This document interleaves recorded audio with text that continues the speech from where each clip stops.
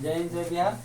देखिए कुछ क्लास 10 का मैथ में ऑब्जेक्टिव क्वेश्चन निकाल रहे हैं और ये मेरे समझ से तो महत्वपूर्ण है। आगे आप देखिए और बोर्ड परीक्षा देंगे उस दिन आपको पता चल जाएगा कि किस लेवल का है। झूठ में हवा बांधना ठीक नहीं है।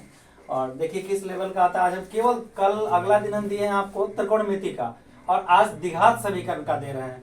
जो ऑब्जेक्टिव किस तरह से तोड़ा जाएगा या बड़ा में भी आ सकता है, हम समझाने का प्रयास कर रहे हैं। इसे कंप्लीट कर लीजिएगा, बहुत जरूर से जरूर। तो सबसे पहले हम द्विघात पहचानने का तरीका बता दें। द्विघात समीकरण का व्यापक रूप यह होता है ax² plus bx plus c बराबर 0।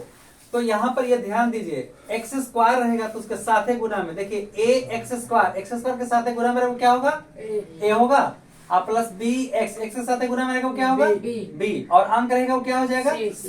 ठीक है, तो यहाँ पर अगर हम लिखते हैं 2x² प्लस 3x प्लस 5 तो बताइए a कितना हो रहा है 2, b कितना हो रहा है 3 और c कितना हो रहा है 5। कोई दिक्कत अगर रहता है 2x² माइनस 5x माइनस 3 बराबर 0।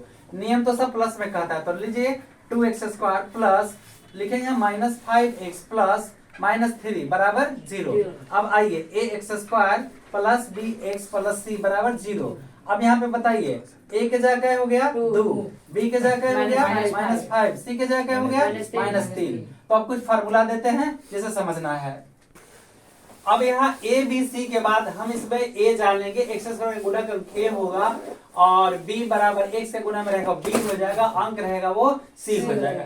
तो इसके बाद d जानना है। d को हम कहते हैं विवेचक, d को कहते हैं विवेचक या कहेंगे विविक्त कर या अंग्रेजी में कहते हैं डिस्क्रिमिनेंट।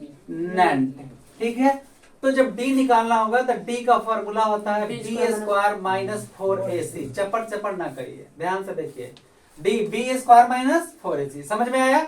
तो d का 3 कंडीशन हो सकता है। पहला कंडीशन है आपका कि मान लीजिए हल करके हमको 5 आया तो 0 से तुलना करना, d के सामने 5 है 0 से तुलना, बताइए ये बड़ा है कि ये बड़ा है 5 बड़ा है ना। तो ये 0 से तुलना, अमीरी गरीबी का हर जैसा अंतर होता है तो 0 से ही तुलना किया जाता है। तो अगर d का मान प्लस में आ जाए तो d बड़ा 0 तो हिसाब आगे बढ़ेगा, मूल संभव है। कोई दिक्कत। अब हर चीज का आदमी का भी प्रकृति होता है, ठीक है ना, तो हिसाब का भी प्रकृति होता है। तो प्रकृति, अब मान लीजिए कि आप 500 कमाते हैं 400 खर्च कर दिए, कितना बचा है 100। तो 100 बचा लेना, प्लस में बचा ना, तो ये इसका प्रकृति मतलब नेचर आपका अच्छा है, स्वभाव अच्छा है, आप बचाना चाहते हैं, समझदार हैं। तो इसका मूल वास्तविक लीगल काम कर रहा है, मूल वास्तविक एवं असमान, 0 नहीं ना आया, समान 0 से तुलना करना है। दूसरा d छोटा 0। अब ये कैसे होगा, मान लीजिए आप 500 कमाया 600 खर्च कर दिया तो 100 रुपया कर्जा चला गया ना, बहुत अच्छा बात बोले। तो कर्जा मतलब क्या हुआ माइनस, ठीक है। तो d छोटा 0, आप खर्च ज्यादा करें तो आप अच्छा काम किए हैं, इसका मूल संभव नहीं है। तो मूल से इसका संबंध क्या है, क्योंकि माइनस का वर्गमूल नहीं होता है, संभव नहीं, ठीक है, माइनस का वर्गमूल नहीं होता है, मूल संभव नहीं है। ठीक है, अब बताइए तो इसका प्रकृति नेचर इसका अच्छा है, कमाता है 500 खर्च करता है 600, इसे जायज काम नहीं करता है। मूल अवास्तविक एवं असमान, इस सब में से एकदम सवाल आता है जी। या हम ये भी लिख सकते हैं कि मूल वास्तविक नहीं है, मूल अवास्तविक है, ये भी आ सकता है। ठीक है, अब मूल वास्तविक और समान की जगह वास्तविक और भिन्न भी एक बार आता है, भिन्न माने अलग, दूसरा, समझ में आया। तीसरा कंडीशन है कि हम जितना कमाएंगे उतना खाए। गांव घर में ऐसा लोग होते हैं कि खा पी के ऐस करो, बचा के क्या करोगे, बीमार पड़ोगे तब क्या करोगे। तो ताना मारने वाले ऐसे लोग होते हैं गांव घर में, खा पियो ऐसे करो। तो डी 500 कमाया 500 खा गए, ठीक है, हिसाब खत्म, मुंह चढ़ के चल रहा है, बीमार पड़ेगा तब, कोई मुसीबत आएगा तब, कोई काम आएगा तब। चलिए काम तो जायज की आपसे मांगा नहीं ना जी, मूल संभव है क्योंकि 0 का वर्गमूल होता है। अब इसका नेचर क्या है, तो मूल वास्तविक एवं समान, कमाया खाया हिसाब खत्म। अब थोड़ी सी चलिए, यहाँ बार बार जो सवाल कहते हैं मूल, तो मूल माने होता है जड़। जैसे देहात में लोग कहता है समूले उखाड़ के फेंक देंगे, तो सब माने साथ है, मूल माने जड़, जड़ के साथ उखाड़ के फेंक देंगे। तो मूल प्रश्न में तो मेरा क्या है, ax² है, bx है और c है। तो मेन तो x है, तो यही x, x को मूल कहते हैं। मूल कहें, हल कहें, रूट्स, शून्य या सोल्व, जो भी कहेंगे सब x का वैल्यू निकालने को कहते हैं, जिसका फॉर्मूला होता है x बराबर माइनस बी, ये छोटा x भी लिख सकते हैं, plus minus root under D बटा 2a। तो अल्फा होगा तो minus B plus root under D बटा 2a, और बीटा होगा तो minus B minus root under D बटा 2a। देखिए यहाँ प्लस माइनस, अल्फा प्लस में होता है और बीटा केवल माइनस में होता है, ठीक है। अब कहेगा कि मूलों का योग निकालिए, तो मूलों का योग, योग मैंने जोड़ना, तो मूल दो है अल्फा और बीटा, तो मूलों का योग मतलब क्या होता है, फार्मूला होता है इसका माइनस बी बटा ए, याद कर लीजिएगा। मूलों का गुणनफल का फार्मूला सी बटा ए, ठीक है, नहीं केवल सी बटा ए, ठीक है। अब अगर हम समीकरण से अल्फा बीटा ला सकते हैं तो अल्फा बीटा समीकरण भी ला सकते हैं, द्विघात समीकरण भी ला सकते हैं। तो उसका फार्मूला होता है अभिष्ट द्विघात समीकरण का फार्मूला होता है x square minus alpha plus beta into x plus alpha गुना बीटा बराबर 0। देखिए हम दावा नहीं करेंगे, लेकिन मेरा प्रयास है, जहां तक मेरा 20, 25, 30 साल का अनुभव है, अगर आप इतना ऑब्जेक्टिव को अच्छा से हल कर लेंगे तो रिजल्ट आपका एकदम नहीं रुकेगा, किसी भी हालत में नहीं। अब उतना दावा करने वाले लोग तो बहुत बड़ी होते हैं, ऐसा कुछ नहीं हम कह सकते हैं। अब आइए गुणनखंड a x minus alpha into x minus beta, समझ में आया, कोई दिक्कत? अब हम आपको हल करके सारे कुछ दिखा देते हैं, ठीक है। चलिए एक और फॉर्मूला मूल का छूट गया है, अगर d बराबर 0 हो, d बराबर अगर 0 हो तो मूल का डायरेक्ट फॉर्मूला होता है माइनस बी बटा 2a। तो जितना अल्फा होगा उतना ही बीटा होगा माइनस बी बटा 2a। तो कहता है मूल समान होंगे कब, जब d का मान 0 होगा तो मूल समान होंगे। कुछ और देखिए, कोई ऑप्शन देगा चुनने के लिए, मूल बराबर है, लिखित में से कैसे मूल बराबर है, तो मूल बराबर d का फॉर्मूला था बी स्क्वायर माइनस 4ac। देखिए मूल बराबर है तो मूल बराबर होने पर d क्या होता है 0, तो इसका मतलब है कहेगा मूल बराबर है, निम्नलिखित में से कौन ऑप्शन है, तो d बराबर होता है, ध्यान दीजिएगा मूल बराबर है तो मूल बराबर होने पर d बराबर 0 होता है, d का क्या फॉर्मूला होता है बी स्क्वायर माइनस 4ac बराबर 0, माइनस ए भी ऑप्शन। देखिए जब मूल बराबर कहेगा तो d बराबर 0 ऑप्शन देगा, बी स्क्वायर माइनस 4ac, आप खोजते रह जाएगा, ये हो सकता है माइनस, बराबर करने के क्या होता है प्लस, ये भी दे देगा, ये भी दे देगा d बराबर ऑप्शन, ये भी दे देगा b बराबर रूट अंडर 4ac, ये भी दे देगा। तो ऑप्शन में उलझा पलझा के दे सकता, तो हर तरह से आप जानिए ताकि आप परेशानी में ना पड़ी, ऑप्शन को अच्छा से चुन लीजिए। चलिए देखिए कुछ प्रश्न है, अब क्वेश्चन दे रहे हैं 4x square minus 2x plus 3 बराबर 0, विवेचक निकालें। आपको देगा कि निम्नलिखित में से कौन इसका विवेचक है, ठीक है। तो चलिए a के जगह क्या है आपका 4, b के जगह क्या है आपका -2, c के जगह क्या है आपका 3, तो d का formula B square minus 4ac, b minus 2 का स्क्वायर माइनस 4, a का मान 4, c का मान 3। देखिए सम संख्या का स्क्वायर है -2 गुना -2, एक एक बात को देखिए, माइनस माइनस प्लस, दो दूनी 4, कहीं कोई मौका नहीं दे रहे हैं आपको, 4 चौका 16, 16 दिया कितना होगा 48। जोड़ घटाव घटता है चिन्ह उसका जिसका मान बड़ा, 4 में से 48 नहीं घटेगा, 48 में से 4 घटाएंगे क्या बचेगा, चिन्ह उसका जिसका मान बड़ा, जोड़ का ज्यादा कि घटाव का, ये माइनस, ये डी आपका आ गया, कोई दिक्कत नहीं। चलिए देखिए अगर इसका प्रकृति पूछेगा, कहेगा कि मूलों की निम्नलिखित में से प्रकृति कौन है, ठीक है, और ऑप्शन दे देगा आपको। चलिए आइए, a बराबर कितना है आपका 4 है ना, b बराबर क्या है -2, c बराबर क्या है -3। तो पहले d निकालेंगे तभी तो प्रकृति पता चलेगा, B square minus 4ac, b कितना है -2 का स्क्वायर माइनस 4, a का मान 4, c का मान -3, माइनस का स्क्वायर तभी पता है 4 हो जाएगा। देखिए माइनस गुना गुना गुना, इस सब को गुना करेंगे, माइनस गुना माइनस क्या हो गया प्लस, 4 चौका 16 तिया 48, 8 4 12 52, ये डी। अब बताइए यहाँ फॉर्मूला हम दिए हैं, अब डी का मान 52 है, 52 बड़ा कि 0 बड़ा, डी बड़ा 0, इसलिए इसका प्रकृति होगा मूल वास्तविक, मूल वास्तविक एवं असमान, कोई दिक्कत। चलिए 3x square minus 5x plus 6 बराबर 0, मूलों का योग और गुणनफल ज्ञात करें।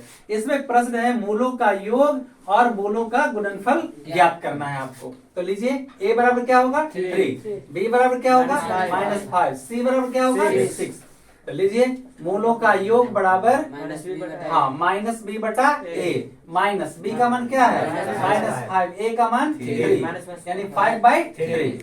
अल्फा गुना बीटा कहेगा तो c बाई a। c कितना है 6, a कितना है 3 दूनी 6, कितना हुआ 2। अब थोड़ा कुछ अलग सवाल लेते हैं। √3x² माइनस 5x प्लस 3√3 बराबर 0। मूलों का योग और मूलों का गुणनफल, ये सवाल आपसे पूछा जा रहा है कि मूलों का योग कहेगा, मूलों का योग निम्नलिखित में से कौन है, मूलों का गुणनफल निम्नलिखित में से कौन है। तो चलिए, a बराबर क्या होगा √3, b बराबर क्या होगा -5, c बराबर क्या होगा 3√3। क्योंकि मूलों का योग का फॉर्मूला होता है -b बटा a, माइनस b का मान कितना है -5 बटा a का मान कितना है √3, 5/√3। अगर परिमेय करेंगे तो कटेगा नहीं, इसलिए परिमेयकरण नहीं करेंगे। अल्फा इंटू बीटा का फॉर्मूला c बटा a, c है 3√3, a का मान √3, एक कट जाएगा, क्या बचेगा 3। यही आपका आंसर हो गया। कोई दिक्कत? देखिए, क्वेश्चन है 4x² माइनस 25 बराबर 0। ये बोर्ड में आ चुका है। आपको बोलेगा यदि संभव हो तो मूल ज्ञात करें।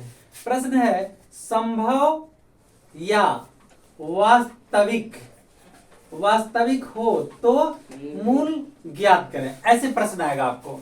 तो अब ये 2 नंबर में मान लीजिए कि आता है, तो हम इसको दिखा देते हैं।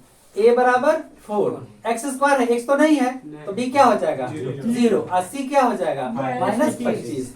तो पहले d निकालेंगे, d बराबर b² माइनस 4ac। b है आपका 0 का स्क्वायर -4, a का मान 4, c का मान -25, 0 माइनस गुना माइनस क्या हो जाएगा प्लस, 4 को 16, 25 है 400, ठीक है ना। ये हो गया जोड़ के 400, इसलिए d। अब बताइए, d का मान बड़ा है ना 0 से, इसलिए मूल क्या है संभव है, तो संभव कहेगा, वास्तविक है तो वास्तविक, जो कहेगा हम उसी की भाषा में लिखेंगे। ऐसा नहीं कि कोई आपको डंडा से मारेगा तब गन ला के मारेगा, ये नियम के विरुद्ध है। जो जिस हथियार से लड़ता है उसी हथियार से लड़ना चाहिए। हम लोग का हथियार क्या है, हाँ, 2 में से क्या चाहिए तुम्हें, कलम या की तलवार, तो कलम चाहिए, ठीक है ना। ज्ञानी मारे ज्ञान से, अंग अंग जुट जाए, मूढ़क मारे लठ से कि अंग अंग फट जाए। तो इसकी ताकत को जानिए आप। चलिए, मूल x बराबर -b प्लस माइनस √d बटा 2 है, ये फॉर्मूला है। माइनस b का मान 0 है, प्लस माइनस √d का मान 400 बटा 2 इंटू a का मान 4, 0 प्लस माइनस 20 होगा ना, अब बटा 4 दूनी 8। जब अल्फा लेंगे तो 0 प्लस 20 बटे 8, और जब यहाँ बीटा लेंगे तो 0 माइनस 20 बटा 8, ये जोड़ेंगे तो 20 बटा 8 होगा, और इसको घटाएंगे तो -20 बटा 4 दूनी, बहुत बढ़िया, 5 बटा 2, ये भी 5 बटा 2, 5 बटा 2। ये आपको कहेगा क्वेश्चन देखिए, वास्तविक कहेगा तो पैसा बना दीजिएगा, 2 नंबर का आपको आ जाएगा। 2 का 5 नंबर में दे सकता है। केवल हल कहेगा निकालने के लिए, तो हम ऐसे भी हल निकाल सकते हैं। या कहेगा कि इसका इस समीकरण का निम्नलिखित में से कौन हल है, तो आपको हल करके देखना पड़ेगा। और अगर आपको कह दिया कि गुणनखंड विधि से बनाए, तो 4x² माइनस 25 बराबर 0, गुणनखंड विधि। कौन विधि? गुणनखंड विधि। 4 का वर्गमूल 2, 25 का 5, 0, a² b² एक बार प्लस और एक बार माइनस, इधर यहाँ लिख के आगे बढ़ेंगे, बराबर 0। अब इफ यदि एक बार इतना बराबर 0, 2x प्लस 5 बराबर 0, 2x बराबर इधर आके -5, x बराबर -5 बटा 2, इसके बाद 2x माइनस 5 बराबर 0, 2x बराबर 5, x बराबर 5/2, इसीलिए x बराबर -5/2 और 5/2 आंसर। अगर आपको ये हल समुच्च में कहेगा, मान लिया था कि इसका हल समुच्च बताएं, तो हम इसको खाली ब्रैकेट में ले लेंगे। कैसा ब्रैकेट में? हाँ, मंथली ब्रैकेट में ले लेंगे, तो ये हल समुच्च हो जाएगा। कहेगा कि इसका हल निम्नलिखित में से कौन है, तो हल करके देख लेंगे और उसमें ऑप्शन में हम आंसर मार देंगे। ये 2 नंबर में भी आ सकता है, 1 नंबर में भी आ सकता है, कुछ भी आ सकता है, ठीक है। एक ऑब्जेक्टिव और देखिए, क्वेश्चन दे देगा x² बराबर 9 का हल समुच्च बताएं, ठीक है।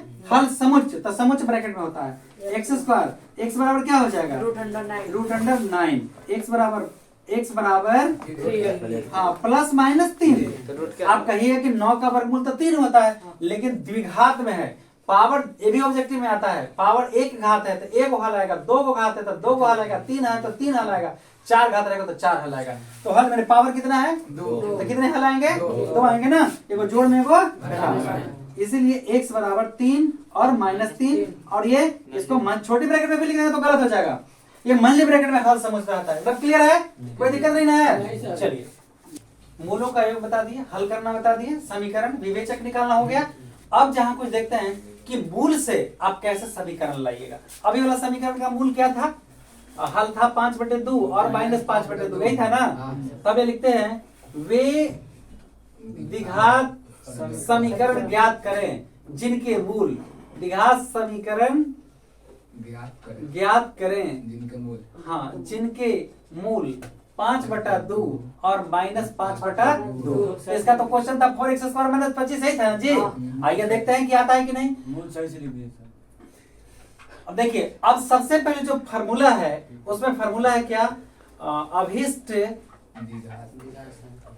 बहुत दीर्घ होता है भैया, हिंदी पर भी ध्यान रखना। ऐसा बात नहीं है कि गणित में अभिष्ट द्विघात हाँ समीकरण का फार्मूला होता है x² माइनस मूलों का योग इंटू x प्लस अल्फा मूलों का गुणनफल बराबर 0। ये फार्मूला है। तो ये अल्फा है, एगो बीटा है, समझ रहे हैं ना। तो जब हम लोग भोज का आयोजन करते हैं तो क्या करते हैं? सब घर राशन दे देते हैं, पका के खा लिया तो बना के देते हैं। तो ये भैया मूलों का योग मूलों का गुणनफल पहले निकाल लीजिए ना, हलवाई लगा के बना लीजिए, आप पता चला दीजिए, हो गया। हाँ। सब लोग कहता है, देखिए आप बोलना नहीं चाहिए, सब लोग कहता है कि बाबा के सीधा दे दो, और तब बाबा के जलावन ला पैसा चाहिए देवे ला जाए तो लोग दक्षिणा में, गलत बात। नहीं होगा। तो इसमें हमको क्या चाहिए? ध्यान दीजिए, मूलों का योग चाहिए और मूलों का गुणनफल। तो लीजिए पहले हम यहाँ से सवाल को सॉल्व कर रहे हैं। मूलों का योग मतलब अल्फा प्लस बीटा, 5/2 प्लस -5/2 बराबर 5/2 माइनस प्लस -5/2 लघुत्तम 2, 5 - 5 बराबर 0/2 बराबर क्या हुआ? और अल्फा गुना बीटा 5/2 गुना -5/2, 5×5 = 25, लेकिन -/4। अब आवे यहाँ फार्मूला सीधा पेश करा, x² या लिख के आगे बढ़ा, मूलों का योग कितना? 0 x प्लस मूलों का गुणनफल कितना? -25/4 ब्रैकेट 0। कोई दिक्कत? x² - 0x - +-25/4 बराबर 0। लघुत्तम ले लीजिए 4, 4x² - 0x -25 बराबर 0, भागा में इधर आके गुना में 4x² - 0x -25 बराबर 0। 0 से 4 गुणा करके तो सीधे 0 हो जाएगा। चलिए दिखा देते हैं। x 4x²। अब आप बताइए 0 का कोई वैल्यू है? तो -25 बराबर 0। यही समीकरण लेके चले थे। तो कभी कभी हल दे देगा और आपसे पूछेगा समीकरण ज्ञात करें, ठीक है। कुछ और देखिए,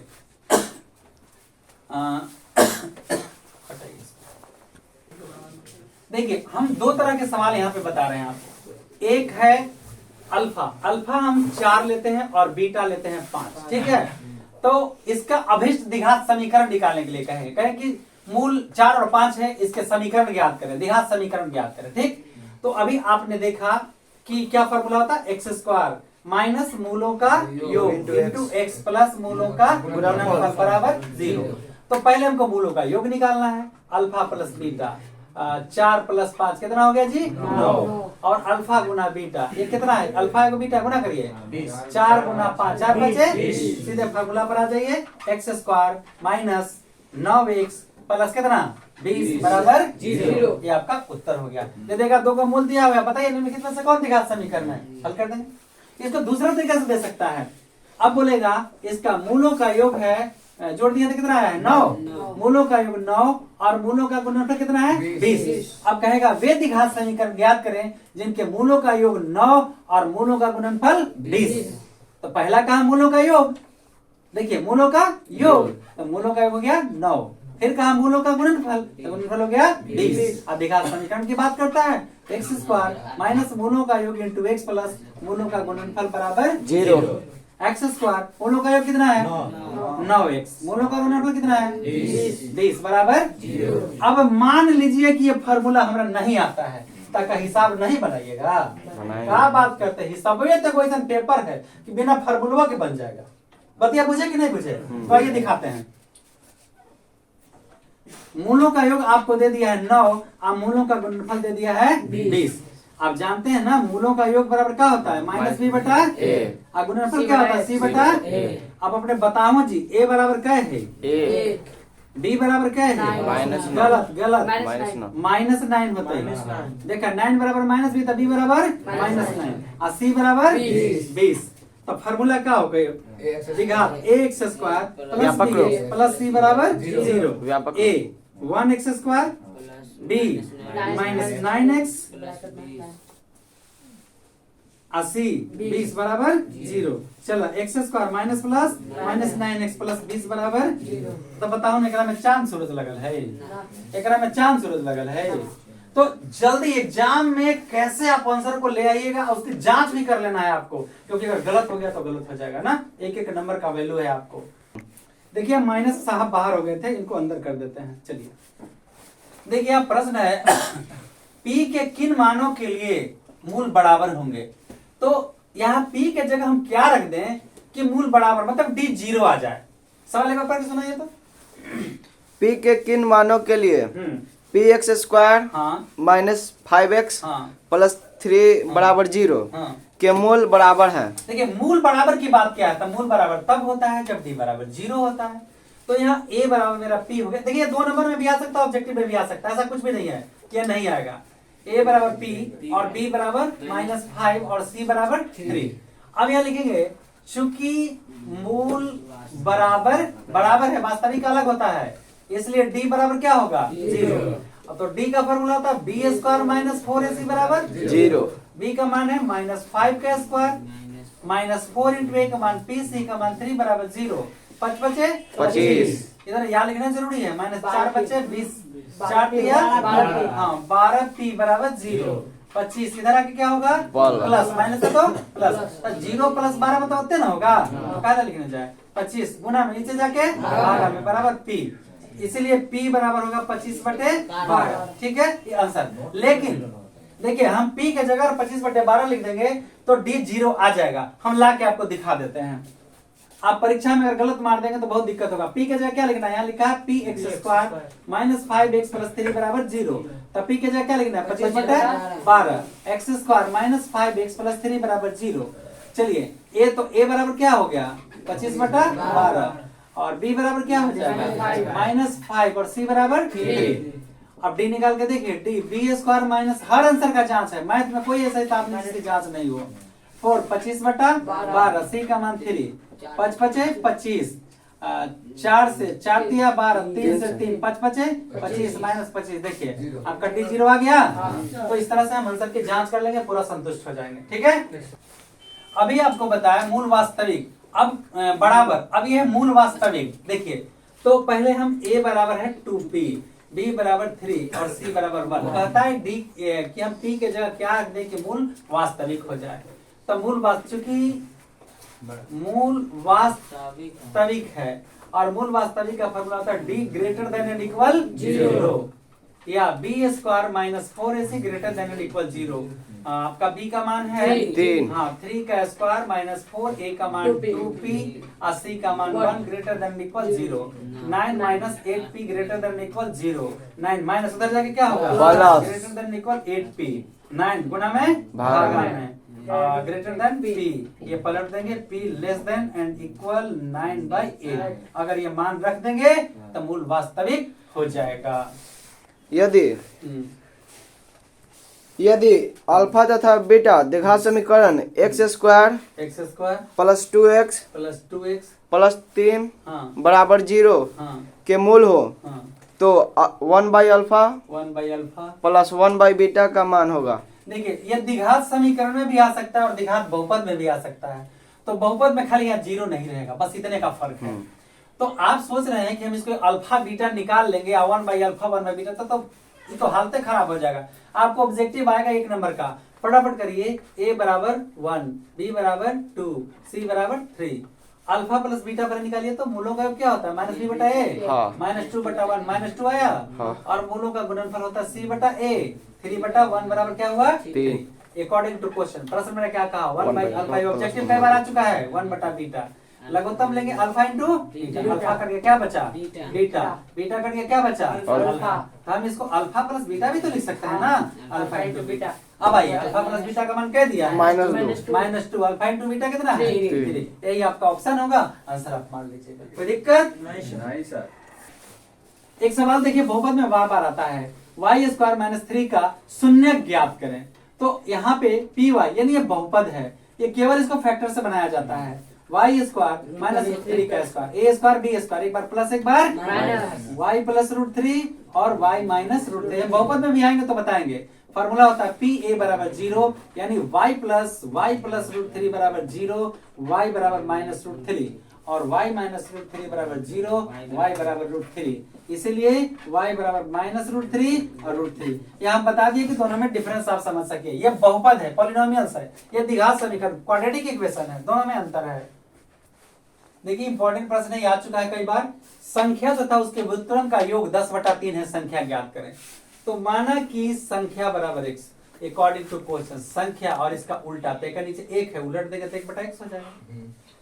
संख्या और इसके व्युत्क्रम का योग 10/3 है, तो हम इसके नीचे 1 मानेंगे। एलसीएम ले लेंगे या लिखेंगे x एलसीएम a1 से x में x में क्या होगा x स्क्वायर, x कट गया 1 बराबर 10/3। क्रॉस मल्टीपल करेंगे 3x स्क्वायर प्लस 3 बराबर 10x। इधर लाएंगे तो 3x square minus 10x plus 3 बराबर 0। फैक्टर हो जाएगा 3x square minus 9x minus 6 plus 3 बराबर 0। 3 और x कॉमन करेंगे, x माइनस 3 बचेगा, 1 कॉमन करेंगे, यहाँ चेंज हो जाएगा, x माइनस 3 बचेगा, क्या होगा 3x माइनस 1, x माइनस 3 बराबर 0।